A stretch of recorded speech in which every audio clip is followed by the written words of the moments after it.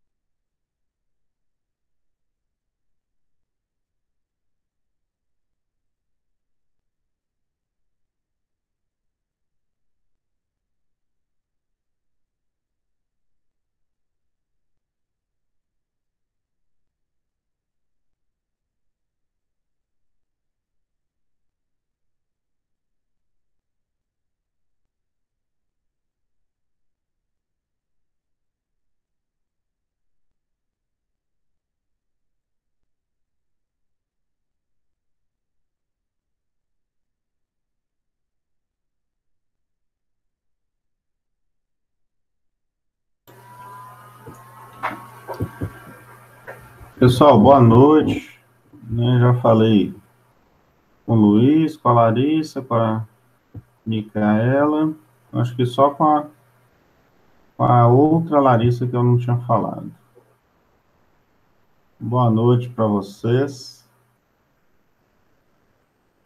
Eu vou começar aqui, até porque vocês chegaram na hora, né? Tem que respeitar quem chega na hora.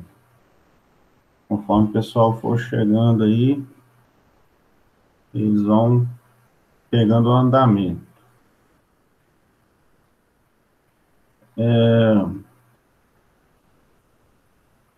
A gente ainda tem uns resquícios, né, da sexta quinzena, que vai até o dia 9 de agosto, que é segunda que vem. Eu estou deixando a câmera desligada aí, porque a internet aqui em casa hoje está Tá bem estável. Acho que é o frio, né? Conexão deve estar com frio também. Não deve estar rodando direito. No dia 9 teria aqui a entrega ainda, né, da quinzena anterior, do terceiro fórum de avaliação, que é o material para apresentação do estudo de caso, né? Então, todo mundo tem que entregar, independente, né, do tipo de apresentação que vai fazer, todo mundo tem que entregar o material que vai usar até o dia 9, que é segunda que vem. E aí, a partir desse dia 9, a gente já começa as apresentações, tá? Então, no dia 9, a gente já começa a apresentação do estudo de casos. E aí, ainda, até o dia 9 também, ainda temos a sexta atividade de avaliação, que é uma lista de exercícios de fixação, né, dos capítulos 4 e 5. Então, nós temos essas duas tarefas aí para entregar ainda da quinzena anterior. E na sétima quinzena, que é a nova, né, está começando hoje, vai, então, do dia 2, que é hoje, até o dia 15 de agosto. E aí eu estou mantendo aquele esquema, né? A gente faz 2 semanas aí para vocês se prepararem, né? Ler o material, começarem a planejar aí os exercícios, as atividades, e mais uma semana para completar as atividades e enviar, tá? Então, aqui você tem o plano da sétima quinzena, que vai até o dia 15, os 2 encontros síncronos, né, que a gente falou que nesse final da disciplina aí, né, a gente já passou aí da metade, já estamos chegando nos finalmente da disciplina. Então, dia 2, que é hoje, a gente está tendo esse encontro. No dia 9, a ideia é que a gente já comece a misturar, né? Eu faço um pouco da apresentação aqui do conteúdo e vocês apresentam a parte de vocês no trabalho também, tá? Por isso que a gente está fazendo agora encontro semanal para dar mais dinâmica aí na verdade, dar mais vazão, né? Throughput aí aos trabalhos, às atividades que tem que apresentar. E nessa quinzena, vocês têm o capítulo 6 para estudar, que é um capítulo pequeno. Eles vão reparar que é um capítulo bem pequeno, talvez seja um dos menores até agora, né? O capítulo 6. E aí tem a aula aqui da Univesp, para dar uma ajuda também, enriquecida aí no conteúdo para vocês. E a gente vai começar também a ver um pouco de Linux, né? A estudar um pouco desse sistema operacional, cujo kernel já é utilizado aí em vários outros sistemas operacionais, né? Nós temos vários sistemas operacionais que são baseados aí hoje no kernel do Linux, que é realmente o que é livre, né? No Linux, é o seu núcleo. Então, eu acho legal a gente dar uma estudada nesse sistema, porque a gente está muito acostumado a usar o Android, por causa do smartphone, né? E está muito acostumado a usar o Windows, por causa que a maioria das máquinas aí, empresas, etc., no próprio IFES, né? A maioria das máquinas ainda usa Windows. Então, a gente já está meio que acostumado a usar esses dois sistemas. Então, é legal a gente tentar ver um sistema diferente, né? Então, o curso básico de Linux é para isso aí, para a gente ter uma ideia também sobre esse sistema, que é um sistema que tem ganhado muito mercado, né? Não só na área de servidores, mas na área de desktop também, notebook, etc.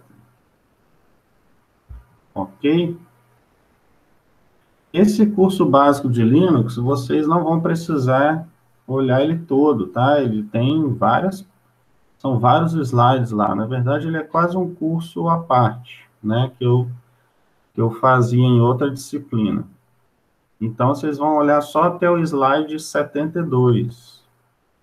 Então, não se assustem com o tamanho dele. Vocês não vão olhar tudo. Quem se interessar, quiser dar uma olhada em tudo, sem problemas, né? Mas a gente vai só até o slide 72.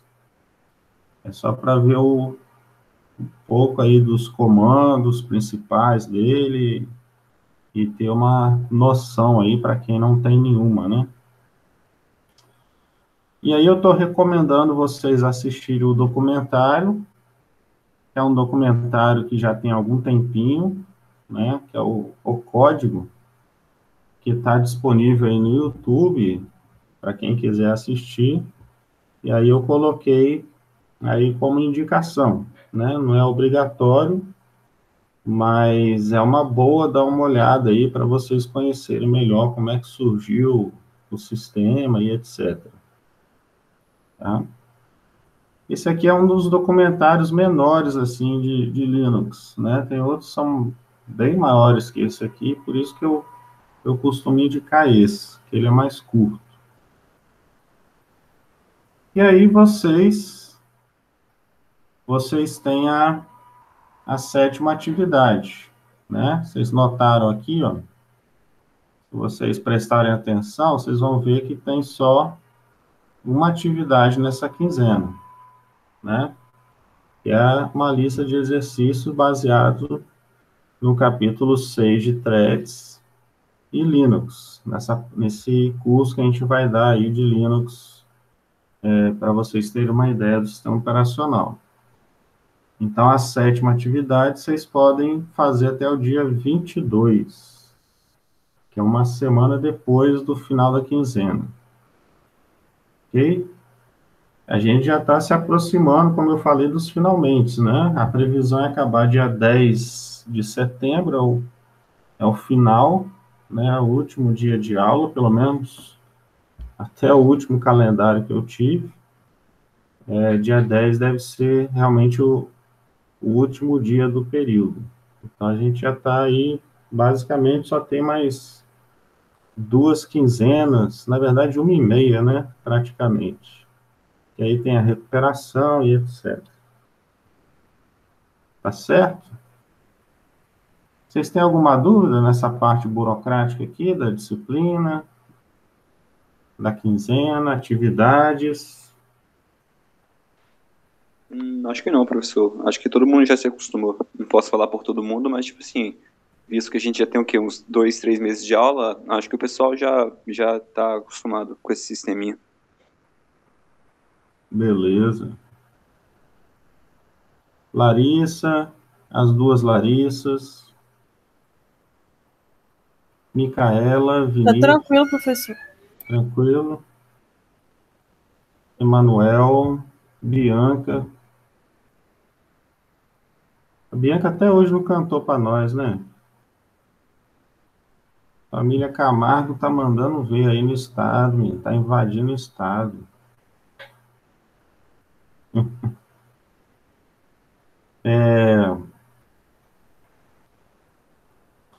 Então, essa sétima quinzena aqui, ela, ela tem, na verdade, dois conteúdos aí, né, diferentes. Tem o capítulo 6 do livro, que é sobre threads, e tem a parte de Linux, né? Por que dois conteúdos numa quinzena só? Porque, como eu falei, o capítulo 6 ele é um capítulo menor, né? Deixa eu colocar ele aqui.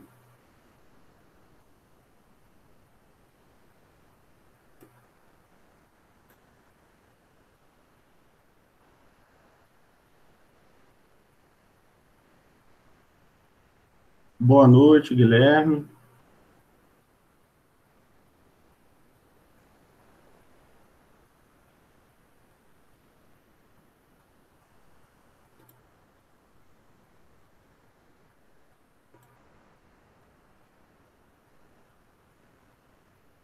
Quando voltar ao presencial, eu vou sentir falta disso, né? Porque na aula via webconferência, a gente sabe quando a pessoa chegou atrasada. No presencial, às vezes, o aluno despista, aproveita que o professor está olhando para o lado, ele vai, entra na sala quietinho. Ô, professor, e quando voltar ao presencial, essas aulas, igual, por exemplo, sistema operacional, que tem duas turmas juntas, vai continuar assim ou eles vão colocar algum outro professor? Olha, muito boa pergunta. Eu acho mais fácil eu te responder física quântica do que essa pergunta sua aí. Não tenho ideia. Não sei como será feito. Mas, geralmente, no presencial, eu dava essa disciplina, né, para os dois cursos, só que em dias diferentes. Um dia era na manutenção e suporte, e o outro dia no técnico, né? Provavelmente deve voltar a fazer isso, né? Porque o laboratório lá não comporta uma turma desse tamanho. Mas tem a questão da pandemia também, que provavelmente deve ter algum esquema de rodízio. Rodízio não, rodízio lembra rodízio de carne, né? De churrasco. Vão usar escalonamento, né? Então vai ter as escalas lá, provavelmente, eu acredito que vai ser assim. Então, assim, eu realmente não sei como será feito ainda, entendeu? Não passaram, assim, mais detalhes para a gente, não. Pelo menos eu não recebi nada, né? Ô, professor, em relação às matérias que não foram dadas, por exemplo, tem uma matéria chamada, se não me engano, aplicativos computacionais, que, tipo, ela começou a ser dada no presencial, só que no EAD, nada, a gente nem ouviu falar dessa matéria. Você sabe se essas matérias têm que ser repostas devido à grade ou não? Não, elas vão ter que ser dadas de algum jeito, né? Com certeza.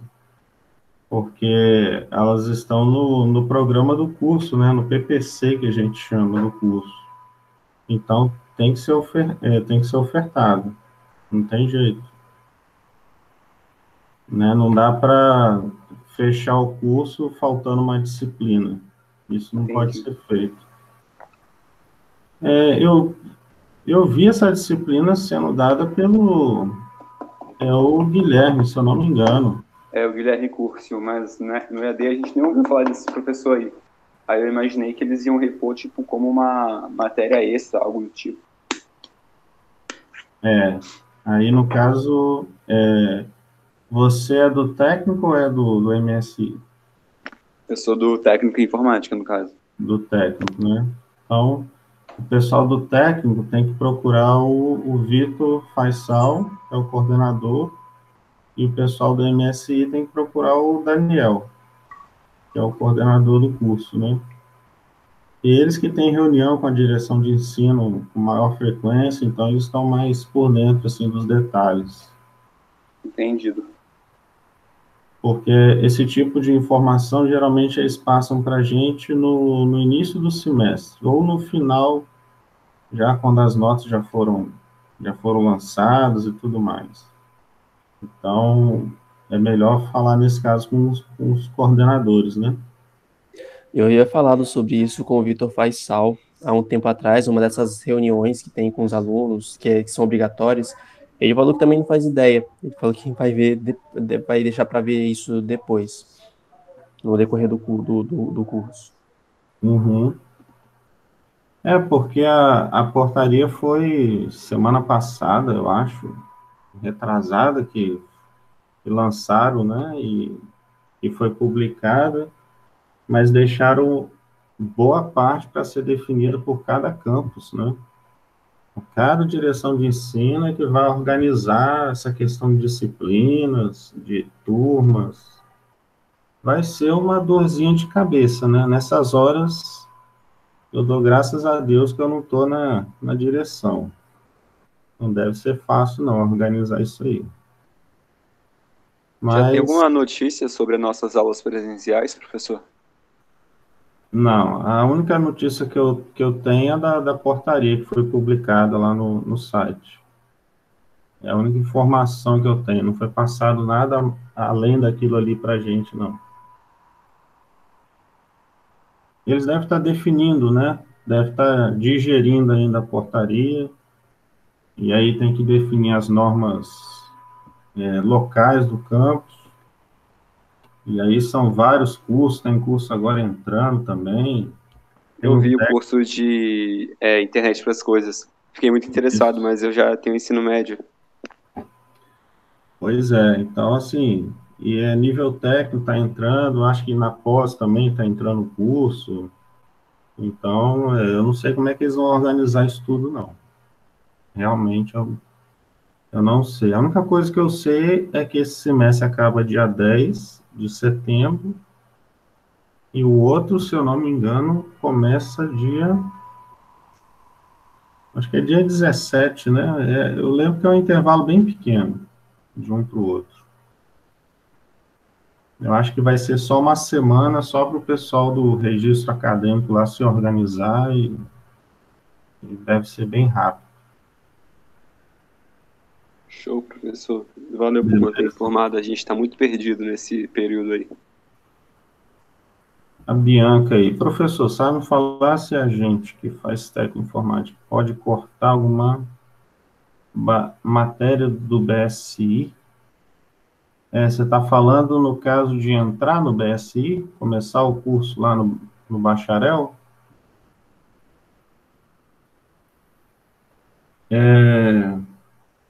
Você pode pedir aproveitamento de disciplina, né? Só que do técnico para o superior tem uma diferença, né? De abordagem, de ementa. Então, eu não sei assim como é que o colegiado lá do BSI vai tratar isso, né? Tipo, né? Vocês estão fazendo aqui sistemas operacionais do técnico. Sistemas operacionais tem na graduação também, tem lá no bacharel. Só que lá eles vêm com mais profundidade, né? Então, é bem possível que eles não devem aceitar isso aí, né? Vai acabar tendo que fazer. Mas eu não sei, porque não sou eu que dou sistemas operacionais lá no bacharel, então nunca chegou um processo desse tipo para eu analisar, né? Quem dá. Eu também sou um pouco interessado nisso, eu já conversei sobre essa mesma coisa com outras universidades, né? Já conversei com umas três e as três me falaram a mesma coisa, que só valeria se fosse um curso de nível superior. Por exemplo, você faz um tecnólogo em sistemas de informação, análise de sistemas, aí você termina e quer ir para, sei lá, ciência da computação. Aí você pode reaproveitar as matérias que você fez em um para o outro, mas nunca deram um sinal positivo para aportar matérias do técnico para bacharel, para superior em geral, no caso. O mesmo nível é super comum acontecer. Isso aí a gente recebe processo direto para analisar e geralmente aceita. Agora, de nível diferente, de técnico para superior, aí acredito que não. Eu já vi de superior para técnico, né? A pessoa fez um curso lá fora, no superior, e está vindo para o IFES para fazer um técnico. Isso aí eu já vi acontecer e a gente aceita, né? Porque por conta do nível. Agora, o contrário, eu acho meio complicado, né? Porque, por exemplo, vocês não veem a parte de programação em thread, né? No superior a gente vê, né? Desenvolver aplicativos usando threads. Aqui já não é o foco do curso, né? Da ementa de vocês. Lá no superior já seria. Tá certo? O bom é que a gente conversou sobre outras coisas, né? Deu uma misturada no assunto aí.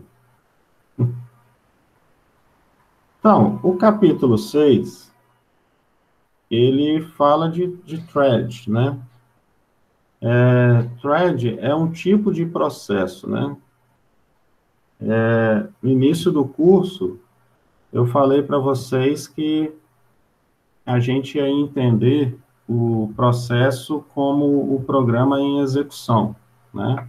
Só que agora vocês já estão pegando mais detalhes. Então, a gente já começa a perceber que não dá para usar essa definição assim, com tanta precisão, dentro dos sistemas operacionais que a gente tem hoje. Então, estudando o capítulo 5 e o capítulo 6, vocês vão começar a entender por que o Linux, por exemplo, tratava lá os programas ativos, né, no sistema como tasks, como tarefas, né? Para dar um nome mais abrangente, para não ficar preso a processo. O processo, a partir de agora, a gente vai entender que ele está ligado mais com a alocação de espaço, tá?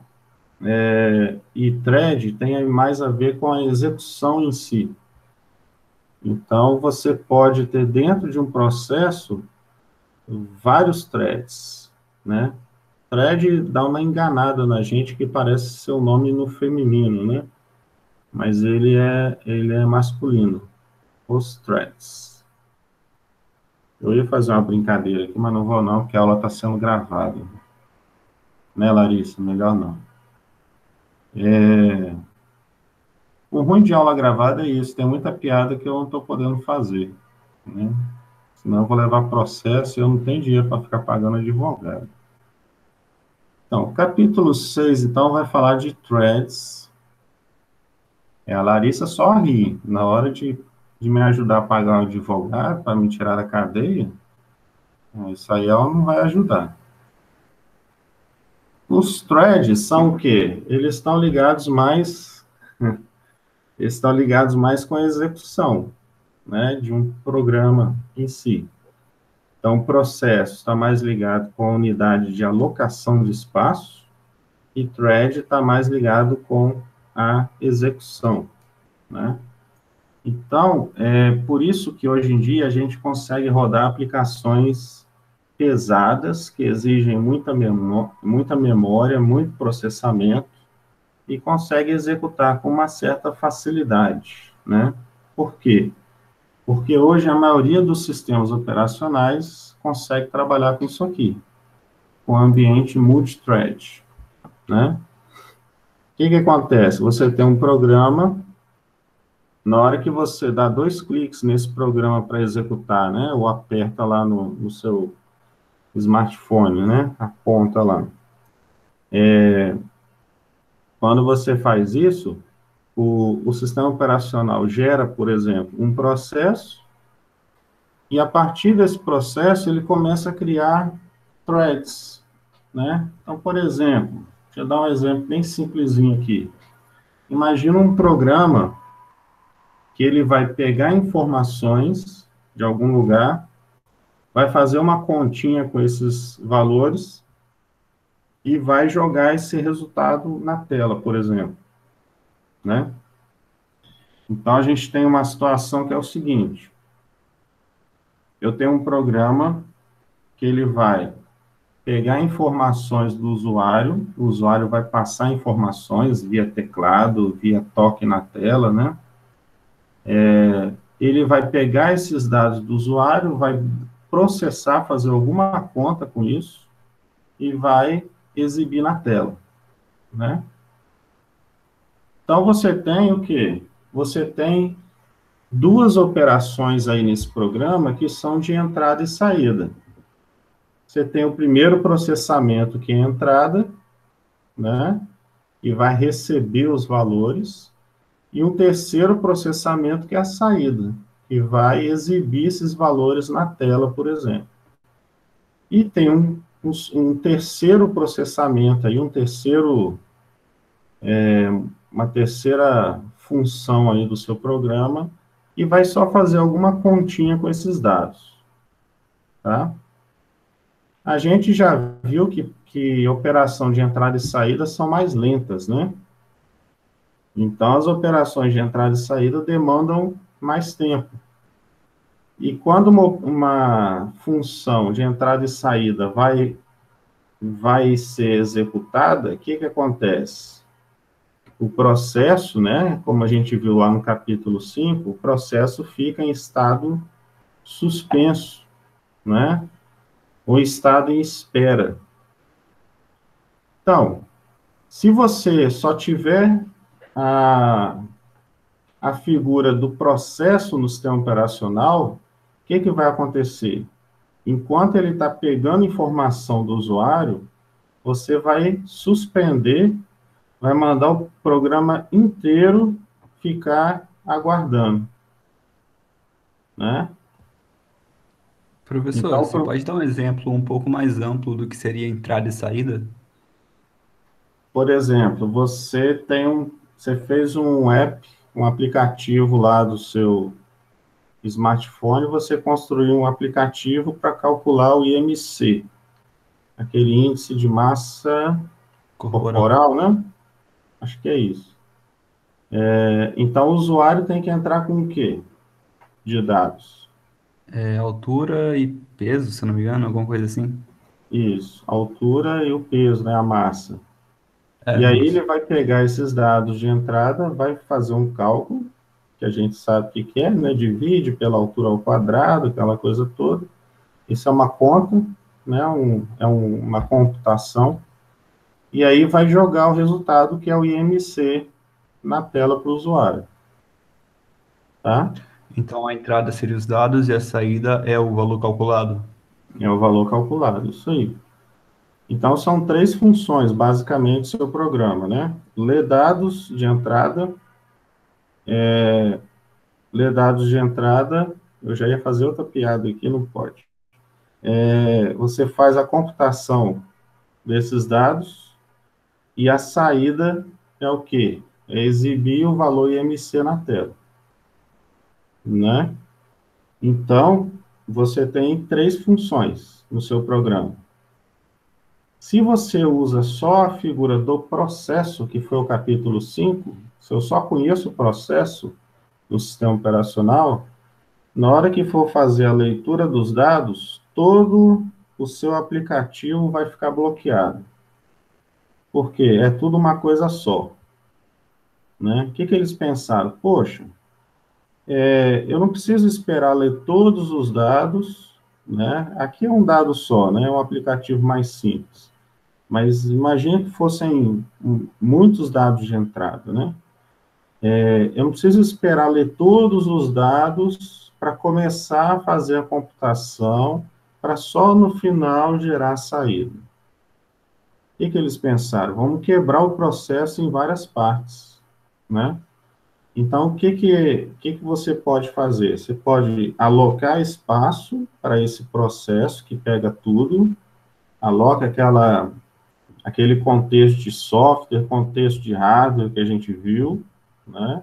Faz aquela alocação daquele espaço, e a partir daí eu gero 3 threads, né? Ou seja, eu vou criar 3 fluxos de execução.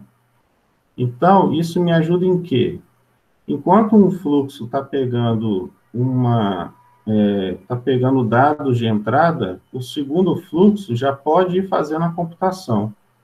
E o terceiro fluxo, a partir do momento que já tiver dados para exibir, ele já pode exibir na tela.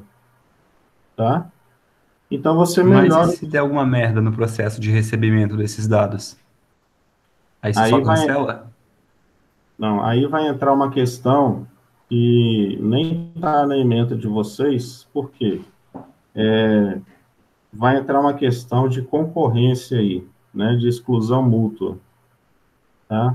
Porque se não for bem coordenado essas três operações, ele vai cuspir resposta errada na tela, né? Lê os dados, mas os dados estão incompletos ainda, não dá para fazer a computação, não dá para jogar os dados na tela. Então, existe toda uma técnica para fazer esse controle, tá? Mas a gente não precisa entrar nesse assunto, não. Isso aí tem a ver com sincronização de processos, tá? Que o livro trata, eu acho que isso deve estar lá no capítulo 12, 13, tá certo? Mas a gente aqui só precisa entender o seguinte, que eles vão quebrar o processo, nesse caso, em 3 fluxos, para você otimizar processamento, né? Quer dizer, você não precisa bloquear o processo todo. Você bloqueia um thread, né? Suspende um thread, mas o segundo thread continua em execução, tá? Então, o seu programa, mesmo fazendo a operação de entrada e saída, ele não precisa ficar totalmente bloqueado. Isso dá mais vazão ao sistema, tá? Então, basicamente, essa é a ideia dos threads. Então, a partir desse momento aqui, do capítulo 6, a gente começa a separar. Processo é a unidade de alocação de espaço em memória, né? E thread é a alocação de execução, de processamento. Tá? Então, você pode ter um processo que pode ter 3, 4, 5 threads executando funções concorrentes, tá? Aí entra toda uma questão que o Luiz citou aí de exclusão mútua, né? Porque enquanto uma função tá alterando uma variável, por exemplo, outra função não pode ir lá e alterar a variável ao mesmo tempo, senão vai gerar inconsistência dos dados. Então, é meio que como se você trancasse aquela variável, opa, ninguém mexe aqui mais, tá? Deixa um processo só, um thread só mexendo naquela variável e os outros threads ficam aguardando. Isso é chamado de exclusão mútua, tá? É para não gerar inconsistência. Mas isso não entra na ementa de vocês, tá certo? A gente não vai estudar isso aqui. É por isso, respondendo a Bianca, que é difícil aceitar aproveitamento de disciplina quando é do técnico para o superior, porque tem muita coisa que a gente corta aqui na ementa, né? Porque o técnico é um curso mais rápido, tá certo? Então fica de curiosidade aí para vocês estudarem aí, quem for se especializar aí em informática, beleza? Então, ambiente monothread, basicamente nós não temos isso aí mais, né? A maioria dos sistemas operacionais que a gente tem hoje, eles são multithread, tá? Eu acabei falando isso tudo aqui, monothread, multithread, aqui, ó. Então, esse é o ambiente multithread, quer dizer, é como se fosse o adendo lá do capítulo 5, né? Então, você tem lá o ambiente multithread. Essa figura aqui, se vocês lembrarem, né? Essa figura é muito parecida com a figura de processo. Vocês tinham uma bolinha lá, uma esfera, onde você tinha lá também contexto de hardware, contexto de software, espaço de endereçamento, você tinha aqui as instruções do programa, né? Só que esse desenho está um pouco diferente, né? Do desenho do capítulo 5. Então, aqui nós estamos vendo que nós temos uma única área alocada para todo mundo, né? Isso aqui pode ser um aplicativo só, né? Usando esse processo aqui. Só que aí vocês observam aqui, ó, que nós temos 3 fluxos de execução. É como se fosse o exemplo que eu citei para vocês, do IMC, né? O thread 1 vai estar lendo as informações da tela ou do teclado, né? Ou voz também, sei lá. E o thread 2 pode estar processando esses dados, por exemplo, calculando o IMC, e o thread 3 pode estar jogando o resultado na tela ou no papel, mandando para a impressora, né, onde for. Banco de dados, tá? Então, nós temos 3 fluxos de execução. Eles estão compartilhando o mesmo espaço de endereçamento, né? Aqui que está o perigo que eu falei da exclusão mútua. Mas isso fica para o curso superior. A gente não vai entrar nesse assunto aqui, tá? Fica para quem for fazer o curso superior com a gente aí, ou em outro lugar. Só que vocês reparam que compartilham, né, os threads aqui no caso, compartilham o mesmo espaço de endereçamento e o mesmo contexto de software, né, tudo junto. Só que uma coisa é específica para cada thread, que é o contexto de hardware. Vocês conseguem imaginar por que o contexto de hardware precisa ter um para cada um?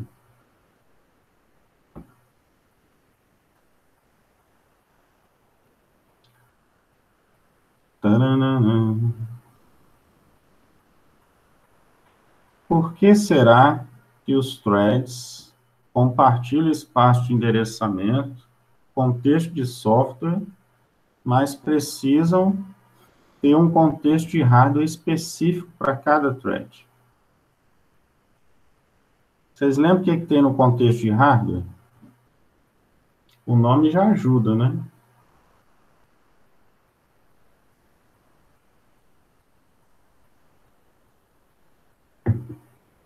Botar aquela música de jogo de basquete, né?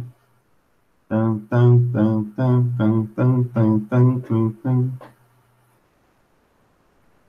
O contexto de hardware... Seria para economizar memória? Não, né? Economizar memória? Não. Porque senão se você... Ah, tá, então deixa. Não, o multithread tem a ver com otimizar recursos, mas esse caso específico aqui do contexto de hardware, não. Não é esse objetivo, não. Porque pensa o seguinte, né? Contexto de hardware, o que ele armazena? Né? O que ele armazenava lá no capítulo 5? Eu estou achando que vocês não estudaram ainda. Ele armazena os valores do registrador do processador. Tá? Então, você tem lá alguma coisa executando dentro do processador. Isso vai usando os registradores para fazer as contas. Registradores vai armazenando lá o resultado das continhas que o processador está fazendo. Tá? Então, o contexto de hardware, ele armazena, por exemplo, qual vai ser a próxima execução que o processador tem que executar. Qual que é a próxima instrução? Né? Qual o endereço de memória que está a próxima instrução? Imagina se eu tenho um contexto de hardware único para todos os threads. Qual vai ser a próxima instrução? Né? A próxima instrução vai se perder, né? Porque é a próxima instrução de quem? Né? Então, por isso que threads, você vai precisar ter um contexto de hardware para cada um deles. Tá? Dá para armazenar também algumas coisas de contexto de software, né? Você tem algumas bibliotecas, aplicativos, que você consegue gerenciar cada thread. Você gerencia melhor isso aí. Tá? Mas, basicamente, o que é único aqui para cada thread é realmente o contexto de hardware. São as informações dos registradores do processador. Por quê? Senão, o processador não vai saber qual é a próxima instrução de qual thread que ele tem que executar. Né? Porque está tudo numa coisa só, num pacote único. Né? Como é que ele vai conseguir fazer essa separação na hora de executar, né? Então, por isso que existe só um contexto de hardware existe um contexto de hardware específico para cada thread. O resto, não. Para ter o espaço de armazenamento aqui, compartilhado, precisa ter um controle de sincronia, que eu falei que vocês não estudam aqui nessa disciplina, e precisa ter um controle aqui de troca de informações, né? Para que um thread não escreva, por exemplo, numa variável que o outro thread está mexendo ou está alterando. Então, esse controle aí precisa ter. Tá? Mas deu para entender, assim, o básico do multithread? Por que ele é interessante, é importante nos sistemas de hoje em dia? Sim? Beleza.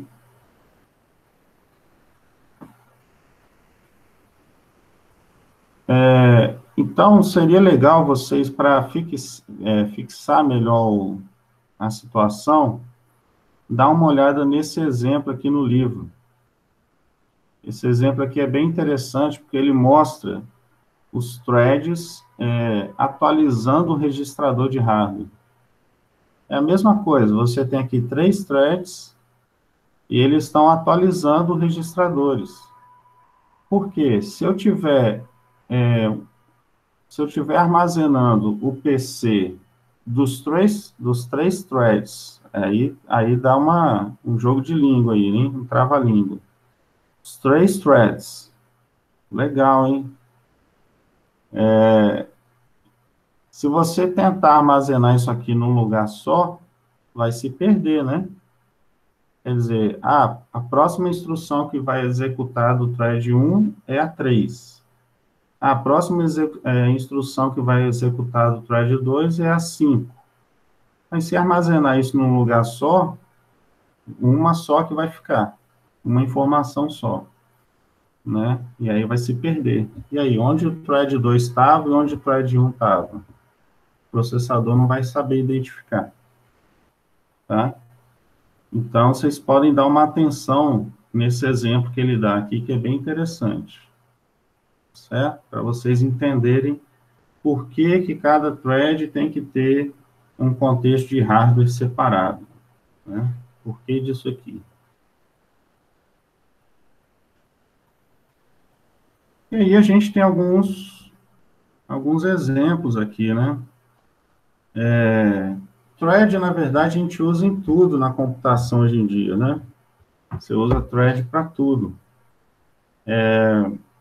Então, por exemplo, banco de dados utiliza bastante thread, né? Para executar as consultas de vários clientes ao mesmo tempo, né? E aí você precisa controlar a questão de uma área compartilhada pelos threads, né? Por exemplo, nesse caso aqui desse slide, que está aqui o slide 7, você tem um buffer, né? O que é buffer em computação? É uma área de armazenamento temporário, né? Então, você tem threads alimentando o buffer e tem threads consumindo informações desse buffer. Então, é uma área compartilhada.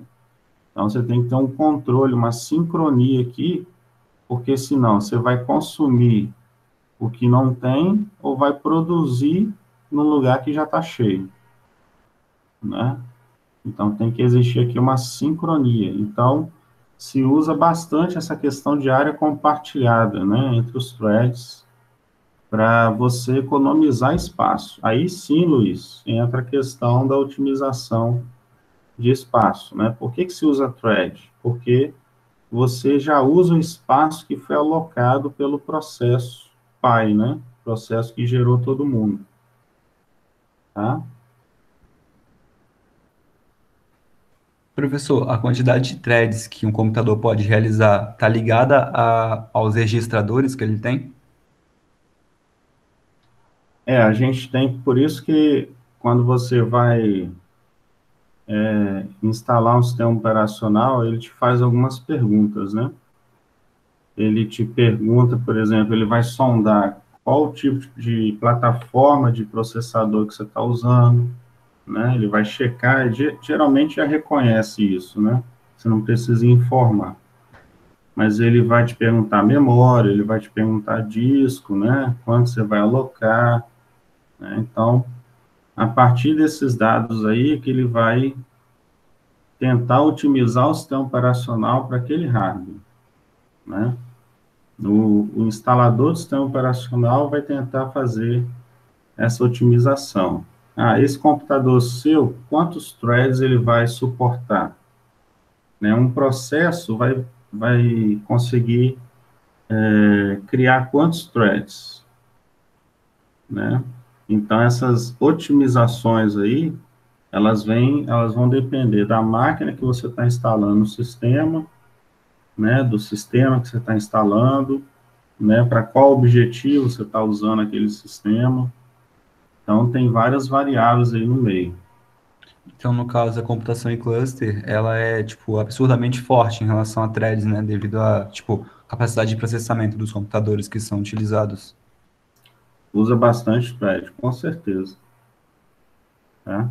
A maioria desses aplicativos que a gente tem hoje, eles usam, para executar uma aplicação, eles usam mais de um processo, eles usam mais de um processo, cada processo gerando vários threads dentro.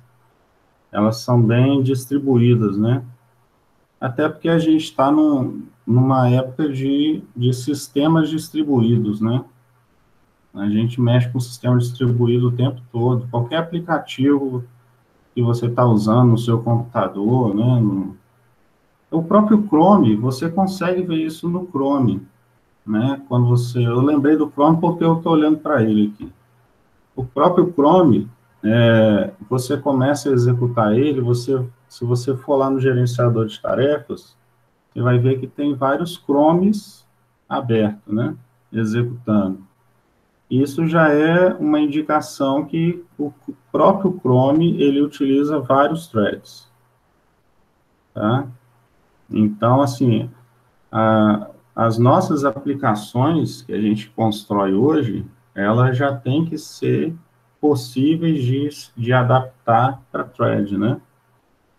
Então, a gente começa programando, quando a gente está aprendendo a desenvolver, a gente aprende a desenvolver usando um thread só, um fluxo de execução só, né? Mas conforme você vai aprendendo, vai desenvolvendo, né? Vai aprendendo sistemas operacionais, você vai vendo a necessidade de quebrar isso aí, em mais de um processo, em mais threads. Você começa a quebrar o seu programa para dar melhor desempenho. Então, essas nuvens, né, quando você vai... Não sei se alguém aqui já contratou serviço de nuvem, mas você consegue lá comprar, alugar, né, um processador, falar quantos núcleos você vai querer reservar, dependendo da situação lá, você vai conseguir especificar quantos threads você vai conseguir executar por aplicação, né? Então, tudo isso é otimizável. Hoje em dia, você consegue otimizar a nível de aplicação, a nível de instrução, né? Você consegue pegar uma instrução de um programa e especificar para qual núcleo do processador, de qual servidor você vai querer executar, né? Então, hoje em dia, a gente tem um poder muito grande, assim, para construir aplicações distribuídas, com desempenho bem elevado, né? Para quem tiver curiosidade depois, pode dar uma olhadinha em desenvolvimento usando GPUs, usando placas gráficas. Aí sim se usa muito thread, com muita frequência, né? Esses programas vídeo que vocês assistem, né? Esses vídeos educativos que vocês assistem de madrugada, Guilherme, Luiz, né? Esses vídeos exigem muita transmissão de frames, né? Migração de uma imagem para outra, né? Então, isso tudo tem cálculo bem complexo. Então, usa thread com força. Ainda mais se for Full HD, isso aí. Guilherme tá sabendo, rapaz. tá sabendo os detalhes aí do negócio. Certo? Quem for HD, ele processa mais quadros, né? Aí a placa de vídeo trabalha mais. Isso. A gente É porque, aprendeu em fundamentos de hardware, se não me engano. porque uma placa de vídeo você tem vários núcleos, né? Então você consegue pegar um aplicativo, quebrar em vários threads e, por exemplo, jogar um thread para cada núcleo executar. Então imagina, né? Uma placa dessa tem milhares de núcleos lá. Então você consegue fazer muita coisa. Esses filmes da Disney, né, de animação, eles usam muito isso aí. Thread e placa gráfica. Com força. Para minerar Bitcoin também, só que aí eu não sei como é que funciona, mas eu sei que usa placa de vídeo, porque processa mais rápido. Também. Usa thread também com força. Tá? Eu não que eu mexa com isso, mas eu sei que usa. Aham. Beleza, gente? Não é à toa que uma animação frequentemente usa mais armazenamento que um live action. A animação, essas animações da Disney é impressionante, né? A renderização que eles fazem ali é quase real mesmo. Impressionante. Ali com certeza tem muitas placas gráficas, muito processamento em thread, com força, muita força. Beleza? Larissa, Guilherme, a outra Larissa que eu não sei o sobrenome, que não aparece aqui, Micaela, vocês têm alguma dúvida?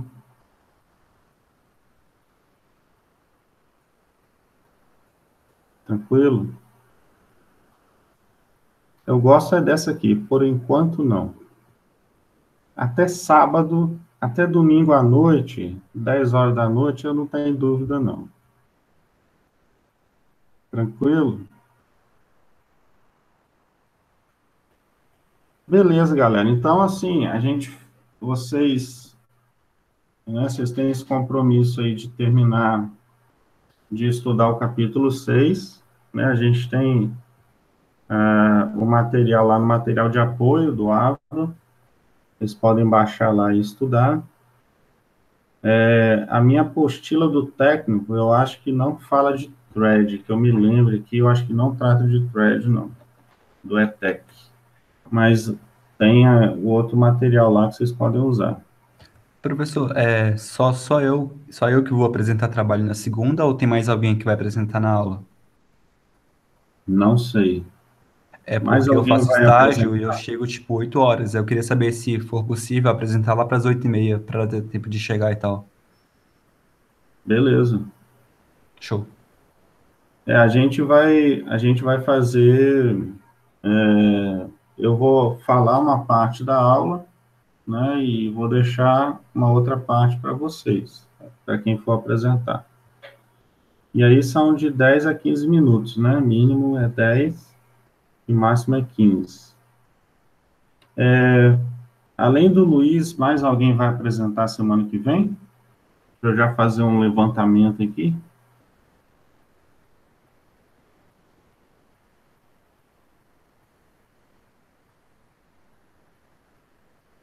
Só não pode todo mundo ficar para o último dia, né? Bianca. Professor. A Bianca falou só professor. Guilherme, os vídeos que a gente fizer vão passar em aula? Não.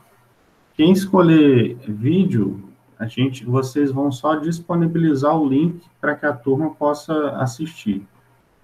Aí vocês podem jogar na plataforma que vocês quiserem, só deixar o link, né, para a gente poder acessar. A Bianca... Engraçado, Bianca, que você colocou ISOs, que eu ia perguntar. A ISO já remete à imagem do DVD, tá vendo? Você misturou as disciplinas aqui. Então, o Guilherme entendeu. Beleza. Então, semana que vem é só o Luiz mesmo? Pelo jeito, sim, Luiz. Eu acho que é só você. E aí eu posso começar a aula falando de Linux, e aí eu já deixo uma meia horinha, né? Falo uma meia hora mais ou menos e já passo para você. Beleza, professor. Tranquilo, gente? Vocês têm mais alguma dúvida ou podemos fechar por hoje? O Luiz já está quase dormindo aí. Cara, fazer estágio e estudar não é coisa de Deus, não, na moral. Chego em casa morto, ainda tem aula. Daqui a pouco eu vou estudar ainda mais, que eu tenho que fazer umas provas semana que vem. Vou te dar uma notícia ruim. A tendência é piorar. Se você não ganhar na loteria, as coisas pioram. É só para dar uma motivação para vocês. Ô, Então tá, galera. Então, semana que vem, pelo menos por enquanto, está marcado só o Luiz. E aí eu já começo a falar um pouco do Linux com vocês. Tá? Mas vamos tentar apresentar aí, né? Dia 16, dia 23 de agosto. Não vamos deixar tudo para o final lá não, senão pode embolar o meio de campo. Tá bom? Então, se vocês não tiverem dúvidas, a gente encerra por aqui. Uma boa noite. Quem for assistir a Olimpíada, não sei o que tem agora, mas deve ter alguma coisa. Já pode começar também a fazer a janta, pedir iFood. Beleza? Boa noite, galera. Valeu. Até mais. boa noite, professor. Boa noite, pessoal. gente. Boa noite. Boa noite, professor. Valeu. Boa noite, professor. Boa noite, valeu.